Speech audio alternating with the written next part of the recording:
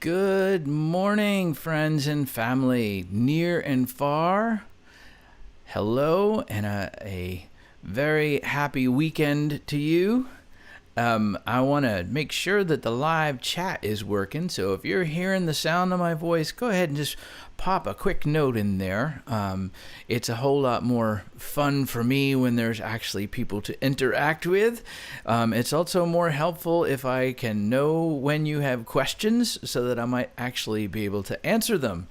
So I would keep an eye on that for a couple of moments here before we dive into today's very rich and complex topic. Oh, good. There we go. And I'll say a proper howdy. Welcome to my living room. We've got wildflowers from all around the property here this morning, and we've also got my wife's beautiful orchids. I've been making the most out of those here for quite some time now. So you can hear me okay. This is important. I'm setting my screen. How are you, Karen? It's great to have you here, and I suspect today will be of particular interest to you. I have found that in my journey through my own ancestry, how much confusion there is about having Irish ancestry and Scots-Irish ancestry, and I have to admit it's always been a bit of a challenge to understand as well as explain, but that is exactly and precisely why we are here this morning, to make it a little easier for those of us not in Ireland or Scotland to understand this rather fascinating and tumultuous part of our ancestry. So I'm going to wait just another minute, make sure that everybody who's checked in, wants to check in, can check in. I'm at least glad to know that you're able to get in the chat, Karen, which means that it's actually active, which was my big goal for today, was to have it be working. So I have always known that my mom had Irish ancestry and that my dad was Scottish ancestry. And I had heard it from my grandfather that we were Scots, and he had heard it from his father that we were Scots. And by gum, if anything, we're Scots. So I took all of that as, family gospel, if you will. It wasn't until I started poking around with my dad's DNA results and Ancestry.com that I discovered that there was a deeper, richer story going on here. And that, in fact, while my great-grandfather had indeed been born in Scotland, the family had arrived there the year before he was born from County Down in Northern Ireland. And all of a sudden, everything got really confused and complicated and fascinating.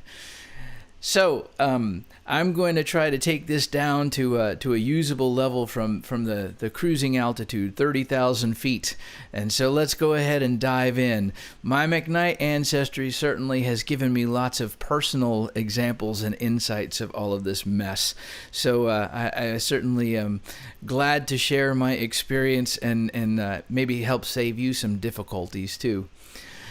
So the Irish have definitely done more leaving than anything.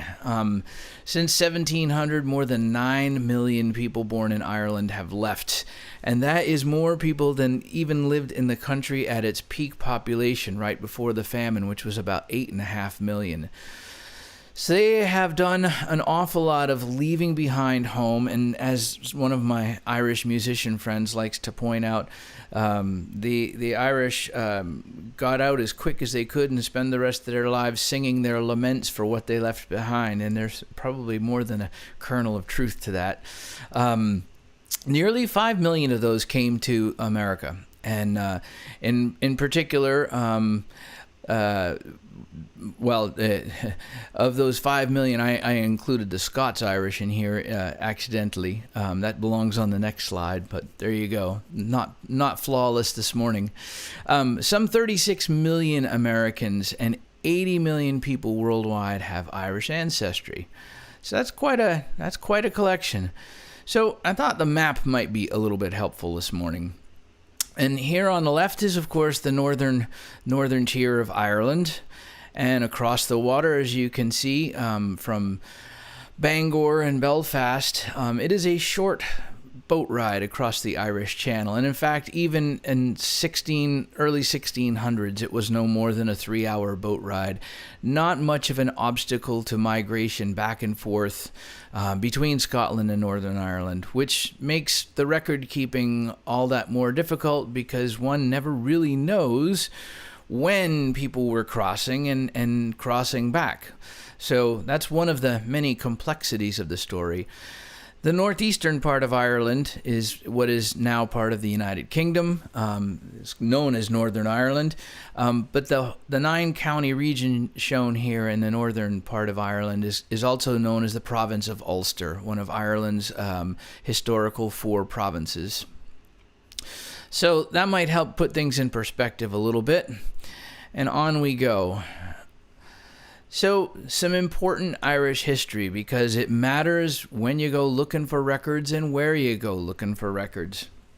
Up until 1922, Ireland is simply one place, despite the fact that it has a very different ethnographic mix in the north.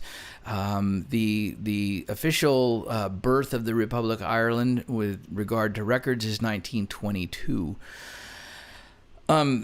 The whole story about Northern Ireland, as you saw on the map, it's pretty easy to go back and forth with Scotland, and so in particular in counties down in Antrim on the coast of the Irish Channel, that happened a lot.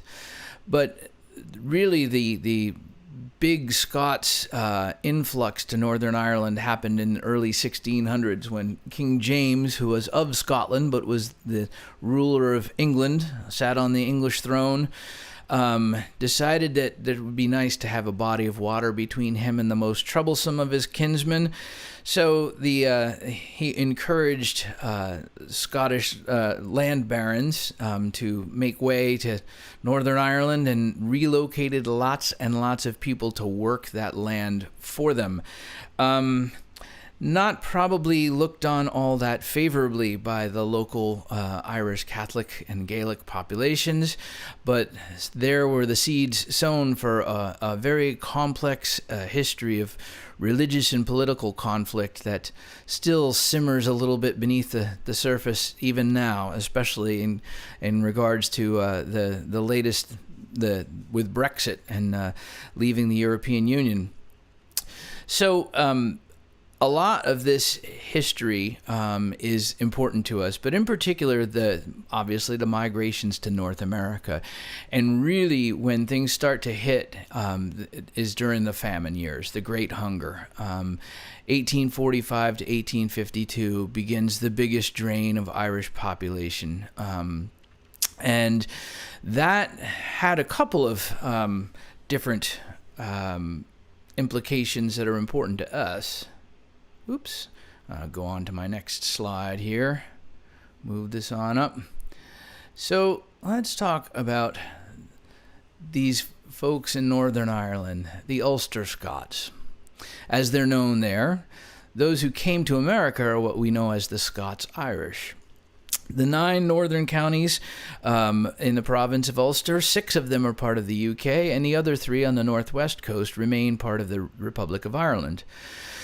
The immigration of Ulster Scots to America began around 1700, and over the course of that time, they left the west coast of Ireland and came to America, and they settled in large numbers in places like Pennsylvania and Virginia, the Carolinas, along and in the Appalachian Mountains.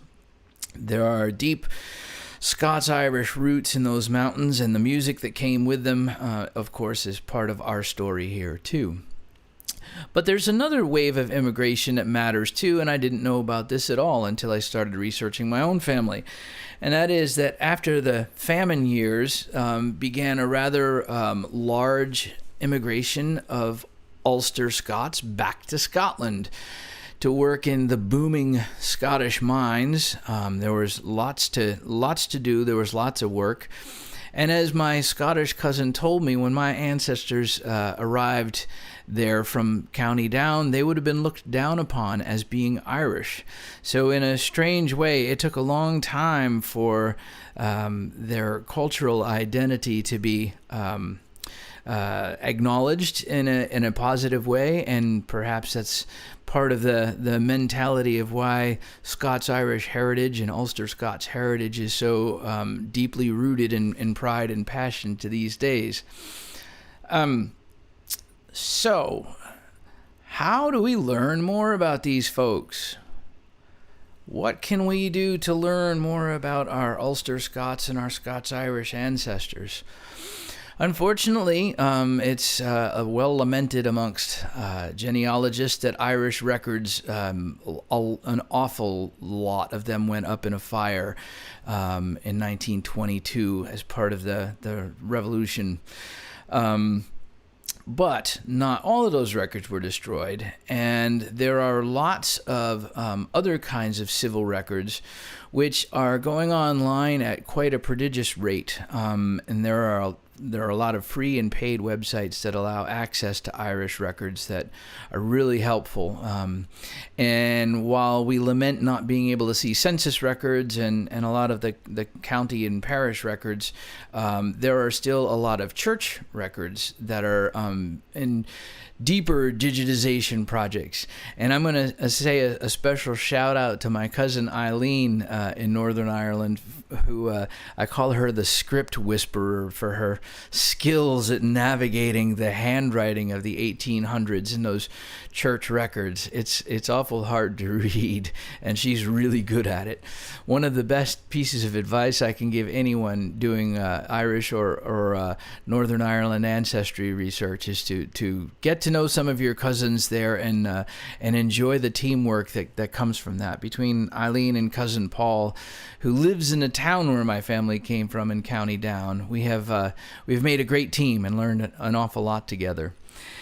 Interestingly enough, here in the States, our census records become available online after a 72-year waiting period. So in 2022, we'll start seeing the 1950 census come online.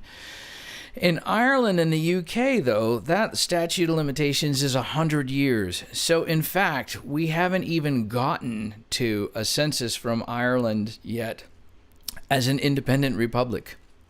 All of the census records that are kept in Ireland are actually part of the UK. And those census records are readily available, especially 1901 and 1911. And there's a lot of handy stuff that can be learned if your ancestry reaches there. However, for a lot of us whose family came earlier, that's of a bit less utility. What we're really interested in is what we call BMD, birth, marriage, and death records. And also, unfortunately, those records have not been kept for a particularly long period of time. Registration begins in the whole of Ireland in 1864 and non-Catholic marriages in 1845.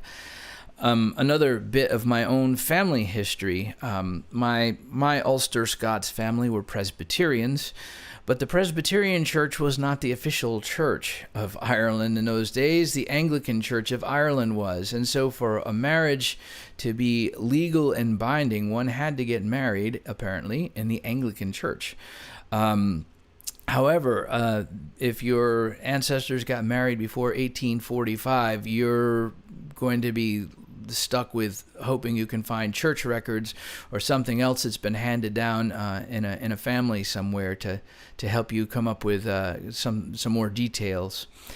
There is a special census worth noting here, though, and it's used a lot in place of the census, and it's called the Griffiths valuation. And this is really a record of landowners and renters, people who leased land to grow crops, which right before the famine was pretty much the national industry of Ireland. English landlords collecting their rents from their Irish tenant farmers. So these Griffiths valuations, if you know a little something about where your family was and surname, perhaps the Griffiths valuation gives you a lot of useful information too. So, finding your Ulster roots. With Irish records in general, a lot of times a family will say, "Oh, my great-great-grandfather came from Ireland, and that's all I know." And that's really hard, because you can now see that there's a very different pathway depending upon what part of Ireland one came from. So it really helps to learn everything that we can about our ancestors before we go digging in the Irish records, those immigrant ancestors. It is usually and often possible to at least get back to the second quarter of the 19th century, so say between 1825 and 1850. But as we say, the Irish stone walls are legendary, and genealogy was incredibly important to their Gaelic ancestors of the 17th century. But there was a large disruption in that really sort of disconnected modern families from that past, unfortunately. When you can find someone who actually has a reasonable paper trail of your ancestry back into the 1700s, that's a remarkable accomplishment, well worth celebrating. But there are still things that we can learn. If you know your ancestors' profession, for instance, were they farmers or weavers, religion, and what county that they came from, perhaps a marriage license in a particular parish in a county. Whatever you can learn from your home country records first, collect all of that information together before you start diving into the Irish websites, because I can tell you, even though McKnight doesn't seem like that common a name, there are hundreds upon hundreds of McKnights in both the Republic of Ireland and in the north of Ireland. And if I went there looking just for my surname, it would come to a quick halt in a swirl of chaos and confusion. It really helps to be able to pin down more about where they came from. And then, of course, we are lucky enough to live in the golden age of genealogy, where DNA matching gives us a whole nother set of evidence that's hugely important to us. Our DNA matches now will likely connect to living relatives not only in Ireland and the UK, but in Canada and Australia and New Zealand, and probably other parts of the world too. But in particular, the Irish diaspora wound up on those shores a lot. Now, that bit about timing. DNA is really a helpful tool, but it's helpful even more when we understand and work within its limitations. We generally assume that the Ancestry DNA or 23andMe type DNA tests, the autosomal DNA tests, will get us reliably 5 to 7 generations back into the past. And if we match people who know their family tree well enough, we can often find where that common ancestor was and build from there. And in fact, we have done this with our McKnight ancestry in County Down in Northern Ireland pretty well. And our brick wall happens right around the limits of this.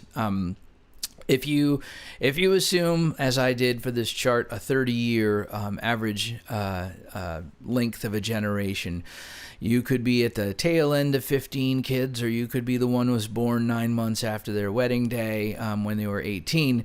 Either way, this gives you an idea of how far back we might be able to get.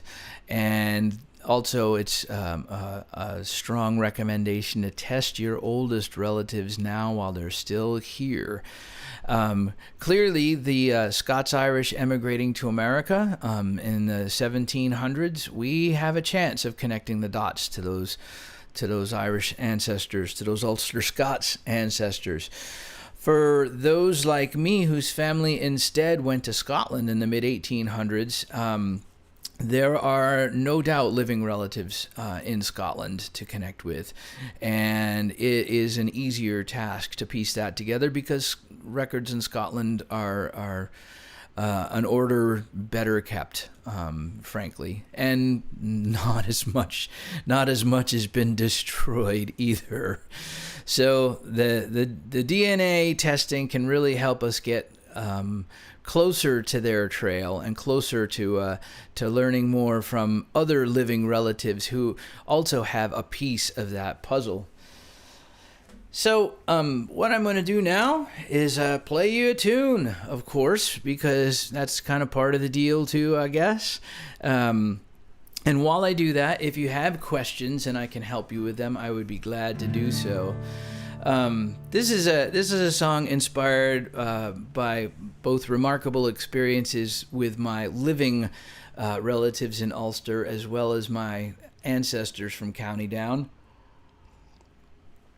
This guitar was gifted to me by my cousins there when my parents and my sister and I went back in 2017 and met them for the first time. And it happens to have been made in the hometown of my ancestors in Newtownards. So I thought that the first song that I wrote on this ought to be something that paid tribute to those common ancestors who gave us life and allowed for us to meet and have this incredible experience together. And it was around Christmas time, and so I got to thinking, what would it have been like around the winter holidays in their time, back in the mid-1800s, before they left County Down. And we had been there at the time of the summer solstice, so that one of the first things I realized was, oh my goodness, at the winter solstice, it would be so dark. The sun must go down at about 3:30. And then I got to thinking about the kind of work that they did. I had one 3 times great-grandfather who worked in the lead mines just north of Newtownards. Good Lord. And my McKnight ancestor was a weaver. There were people working in the linen industry supplying Belfast. And of course there were the flax farmers growing the raw materials for that. And I got to thinking, they probably didn't get the holidays off paid. Those were not exactly the sort of days where we don't have labor unions really looking out for anybody or anything of that ilk. And so they might not have even gotten the holiday off. And so I'm thinking, it's dark and they're working hard. And what is there to be joyful about in the holiday season? And yet somehow they did, because they handed all of that down and they survived it. And so I got to thinking not only about the spirit of Christmas, but I also was thinking a little bit about another kind of spirit that those ancestors were pretty good at manufacturing too. This is called A Dram to the Holidays.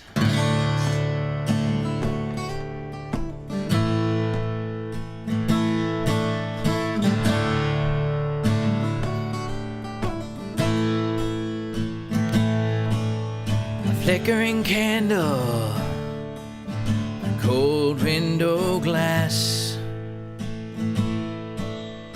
brave and small in the dark. It's beamed like a lighthouse on winter shores. Guide me safe home in its glow. The wee ones slumber deep in their beds, tucked close in a room much too small. Their dreams burn brightly, far more than they should. Have reason enough to believe. Lord, give them a reason to believe. So raise a dram to the holidays, long may they last, where hopes for the future dance with ghosts of the past, and hold tight to the best of what's been. We're still here at the holidays again.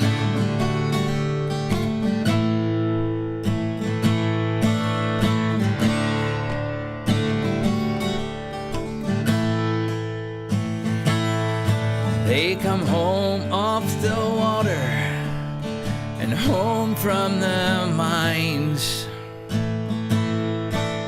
with worried lines worn in their souls. And outside square. Voices raise hymns up on high, proclaiming that Christmas is nigh. So raise a dram to the holidays, long may they last, where hopes for the future dance with ghosts of the past, and hold tight to the best of what's been.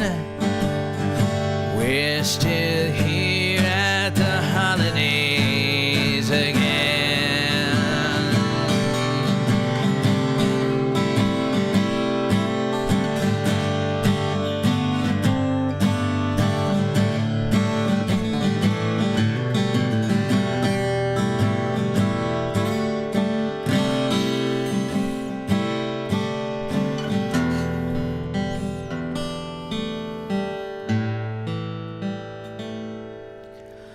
Longest of nights gives way to the dawn. Its radiance christens the sea.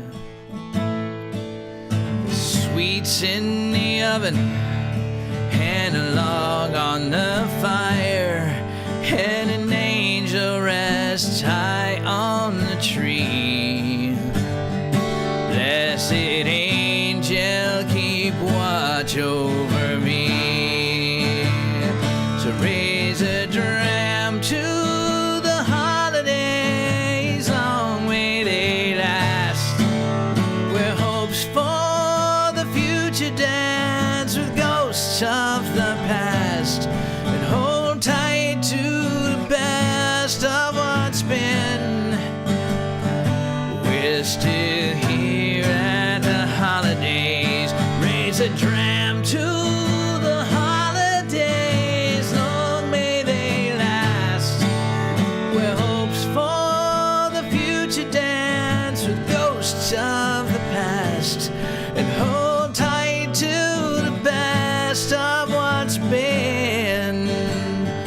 We're still here at the holidays.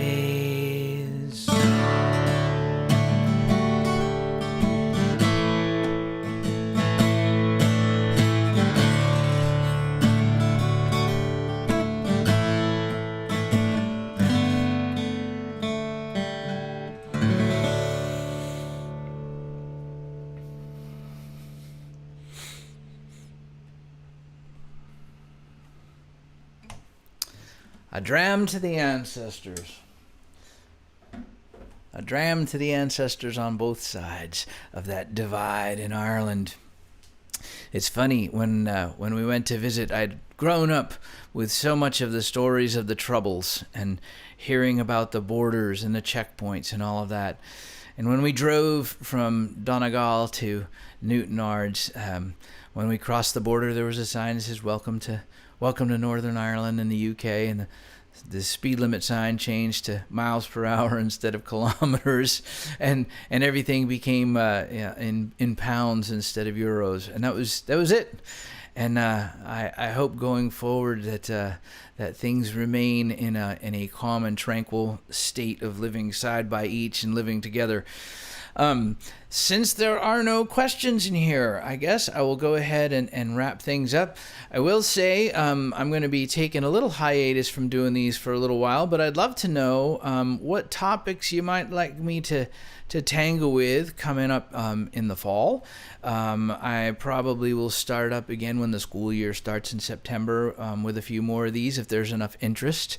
And I would love some feedback about what might be helpful. I've got some things coming up. Speaking of September, my next full concert from here in the living room, will be September 17th. If you want to mark your calendar, tickets will go on sale on August the 1st.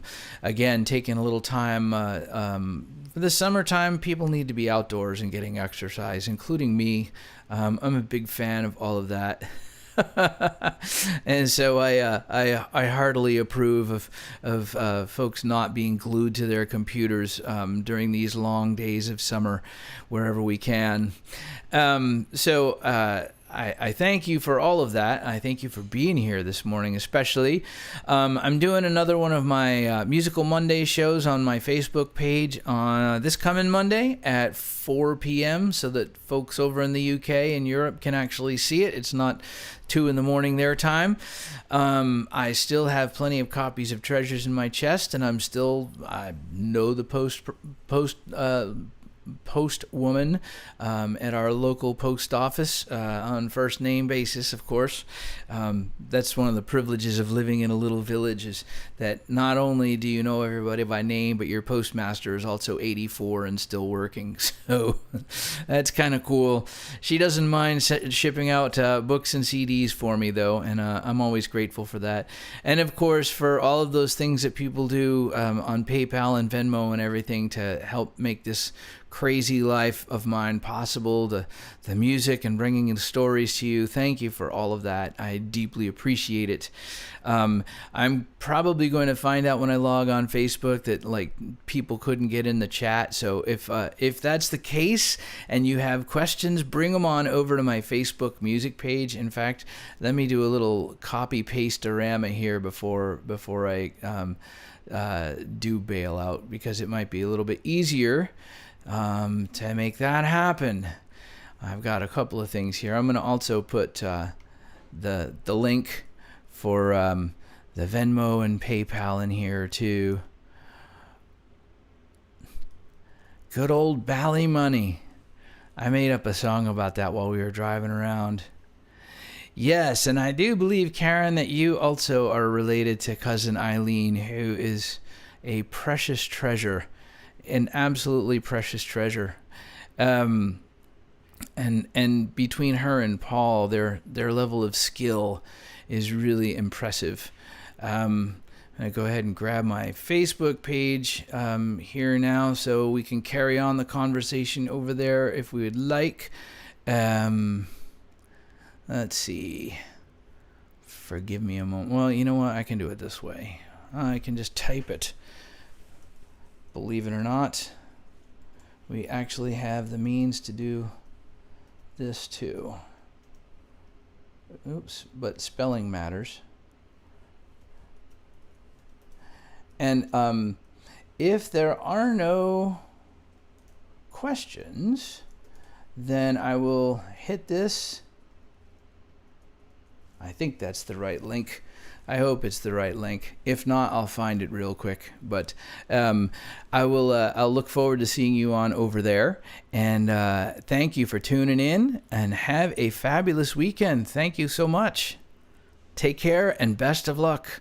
May the luck of the Irish and the Ulster Scots find you this weekend.